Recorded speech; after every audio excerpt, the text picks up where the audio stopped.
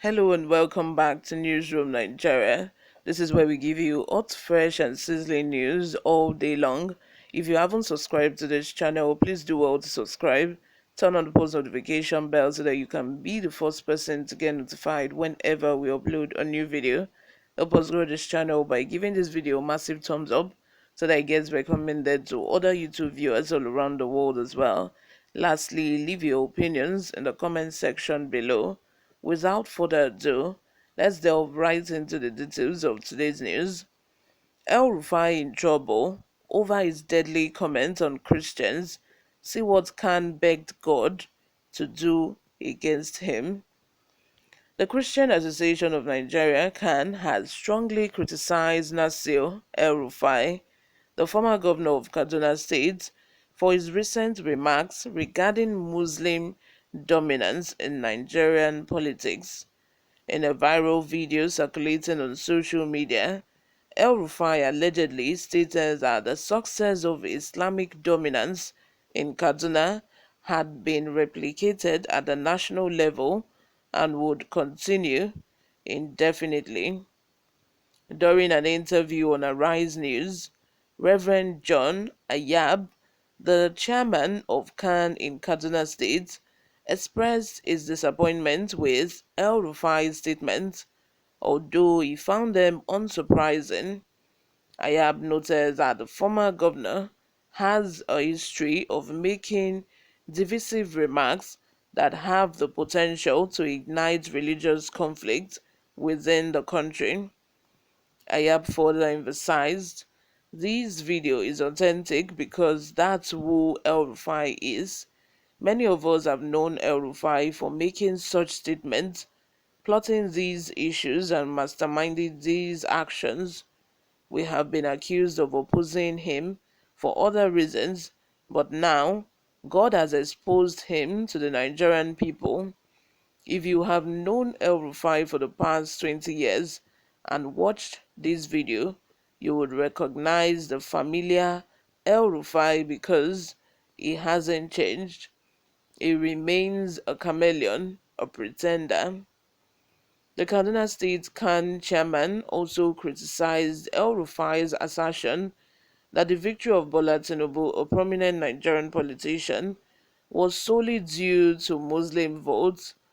Ayab debunked his claim, stating that Tinubu's victory was the result of collective voting, including significant support from Christians in various states. He highlighted examples such as Benue State, where the Christian population accounts for 19%, yet Tinubu emerged victorious. Ayab argues that El Rufai's remarks revealed an inferiority complex and a desire to display its perceived strength.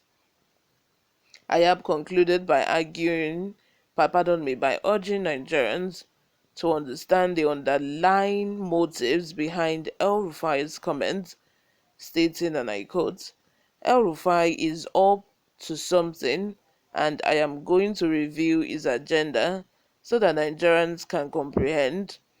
Instead of wasting time debating and arguing with him, let us observe what he is planning and see if it's materialized. The Christian Association of Nigeria strongly condemned Nasir El Rufai's statements, characterizing them as divisive, potentially inciting religious tension. Ayab's remarks shed light on the history of El Rufai's controversial statements and called for vigilance among Nigerians to decipher the motives behind his provocative comments.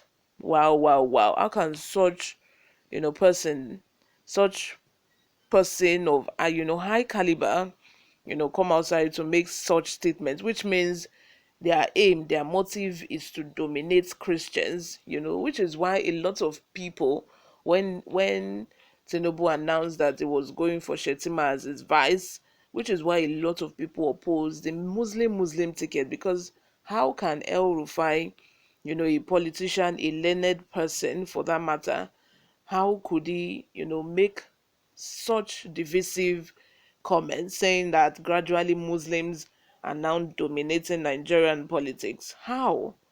I don't blame them anyway. I blame, the Yorubas. I blame the Christians who are so gullible to think that they cannot win an election if they do not do it alongside a northerner.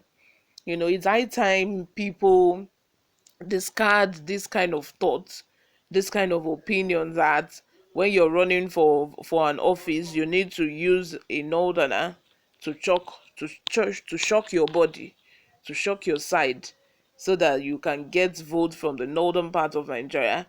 At least, Tinubu did not pick an Igbo person, yet he got votes from the northern part, from the eastern part, from the eastern part of the country as well. So why do politicians constantly think that when they do not, attach or gum a northerner to their body, when they don't use northerner as vice or as even president, that they cannot get vote from that region of a country. Whereas it's not all northern states that are Christians. You have Benue, for example, just like the Khan president for Sokoto mentioned. Benue, for example, is mostly dominated by Christians.